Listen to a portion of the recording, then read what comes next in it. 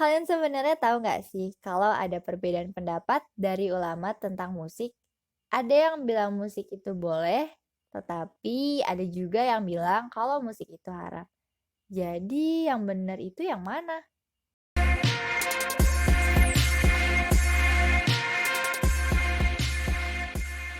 Halo, Assalamualaikum warahmatullahi wabarakatuh. Perkenalkan, nama aku Rizka Aurelia Barokah dari Universitas Muhammadiyah Profesor Dr. Hamka Fakultas Psikologi. Untuk memenuhi kebutuhan tugas mata kuliah psikologi dakwah, kali ini aku akan membuat video yang membahas tentang musik itu haram atau enggak. Lalu dampak apa untuk otak? Sebelum membahas lebih dalam tentang musik, yuk like, share, dan komen video ini untuk support aku. Terima kasih. Di sini, siapa yang suka dengerin musik? Biasanya suka dengerin jenis lagu apa? Klasik, pop, jazz, K-pop, atau mungkin dangdut? Seperti yang kita ketahui, musik itu adalah sebuah gelombang suara yang dihasilkan oleh suatu benda yang mana dari situ menimbulkan suatu nada atau melodi. Musik biasanya digunakan untuk mengekspresikan suatu emosi manusia yang dibentuk dengan sedemikian rupa.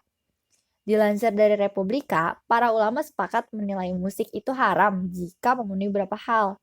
Hal yang membuat musik haram adalah jika melakukan kemungkaran, fitnah, dan ketika para muslim meninggalkan kewajibannya dalam beribadah. Imam Syaukani dalam kitabnya Nailul Autar menyatakan, para ulama berselisih pendapat tentang hukum menyanyi dan alat musik. Ulama mazhab Syafi'i seperti Al-Ghazali yang menganggap bahwa mendengarkan musik atau nyanyian itu disamakan seperti halnya dengan melakukan perkataan makhluk hidup atau benda mati, yang mana biasanya mengandung gibah. Nah, seseorang yang mendengarkan musik atau lagu itu terkadang ada liriknya yang mengajak untuk melakukan perbuatan mungkar. Makanya di sini disebut agak ya para ulama tidak menyukai musik. Tentu saja mendengarkan musik atau lagu yang demikian itu diharamkan karena terdapat alasan di luar zatiyahnya. Oleh ahli hukum disebut haram lil ghairi. Sementara dalam kaidah fikih juga terdapat ungkapan ma ada ilal harami fahuwa haram yang artinya apa yang membawa kepada yang haram maka hal tersebut juga haram hukumnya. Namun, tidak semua lagu mengarah pada kemungkaran, karena banyak juga nih yang mengandung pesan tentang keagamaan. Dari situ lahirlah musik religi yang akhir-akhir ini sangat berkembang pesat. Bisa kita ambil contoh para penyanyi-penyanyi religi itu ada Opik, Maher Zain, dan Nisa Sabian. Sebenarnya banyak, tapi cukup segitu aja ya nyebutin contohnya. Lalu, mazhab Al-Ahmadiyah dan Azhariyah dan Jamaah Sufiyah memperbolehkan untuk mendengarkan musik. Abu Mansur Al-Baghdadi dari mazhab Syafi'i menyatakan, Abdullah bin Ja'far berpendapat bahwa menyanyi dan musik itu tidak menjadi masalah. Mengutip perkataan Imam Syafi'i yang mengatakan sepanjang pengetahuannya tidak ada seorang pun dari ulama Hijaz yang membenci mendengarkan nyanyian atau suara alat musik kecuali bila di dalamnya mengandung hal-hal yang dilarang.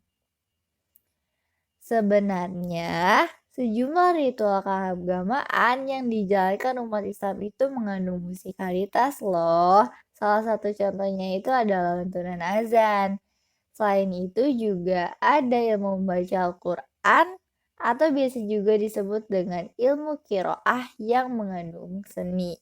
Secara umum, umat Islam memang memperbolehkan musik, namun memang masih tetap ada beberapa ulama yang menolak musik itu diperbolehkan untuk dinikmati. Bahkan di era kejayaannya, umat Islam itu mampu mencapai kemajuan dalam bidang seni musik loh.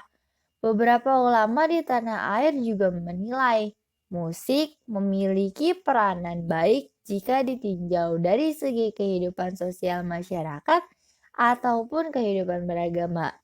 Karya musik menurut Kiai Haji Mahmud Ali Zain selain menjadi sebuah budaya juga menjadi alat penghibur dan alat untuk berkomunikasi.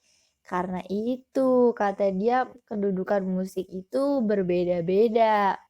Sementara Ersot dalam tulisannya bertajuk The Arab Contribution to the Music of the Western World menyebutkan bahwa Al-Kindi sebagai psikolog muslim pertama yang mempraktikkan terapi musik.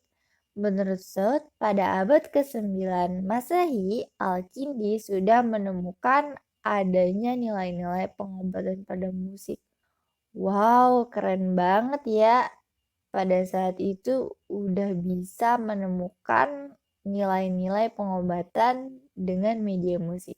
Lalu kaitannya dengan otak itu apa? Kita sekarang waktunya membahas tentang otak. Otak itu adalah sumber yang mengatur tubuh. Otak memiliki jaringan yang menghasilkan gelombang listrik yang disebut juga sebagai berfluktuasi atau naik turun. Dari gelombang listrik yang berfluktuasi ini disebut dengan gelombang otak atau brainwave. Karena frekuensi otak manusia itu berbeda-beda setiap fase, seperti fase sadar, fase rileks, fase tidur, dan yang lainnya.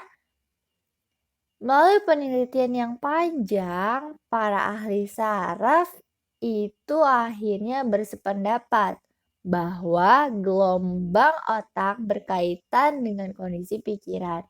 Musik dapat mempengaruhi otak, yang mana diproses oleh komponen otak yang terletak di bagian tengah yang bernama sistem limbik.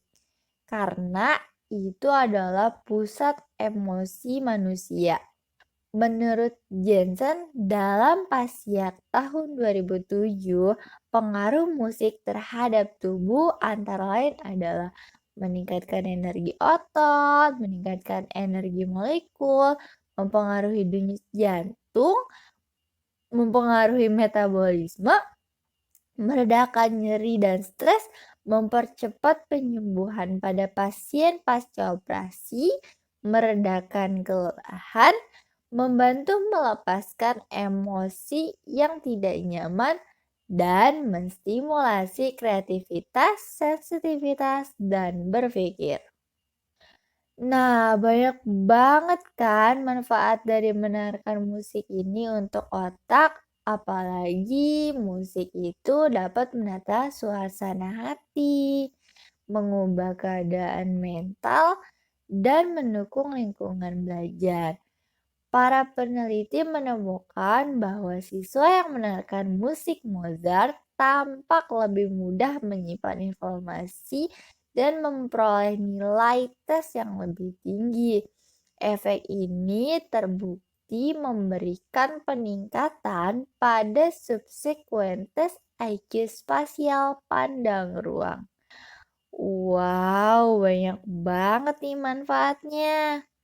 Kalau menurut Joseph dan Hebb tahun 2005, neurofisiologis otak akan berubah ketika mendengarkan efek musik Mozart. Hal ini dilihat menggunakan EEG dan pengukuran koheren. Jadi sudah terbukti secara ilmiah. Intinya, musik memang memiliki banyak manfaat, walau memang ada yang membawa dan menjuruskan ke jalan yang tidak baik. Namun, musik lebih banyak manfaatnya loh. Seperti yang sudah dibahas tadi nih, musik dalam Islam itu memang ada perbedaan pendapat para ulama, namun secara garis besar musik itu tidak dilarang oleh Islam. Jadi, ya memang kita kembali kepada kepercayaan masing-masing dan cara pandang masing-masing ya teman-teman. Di sini aku hanya sharing dari hasil pencarian dan pemikiran aku. Apabila ada kesalahan dan kekurangan dalam penyampaian materi, harap dimaklumi ya teman-teman. Terima kasih bagi yang sudah support video ini. Saya Rizka Aurelia Barokah. Pamit undur diri. Wassalamualaikum warahmatullahi wabarakatuh.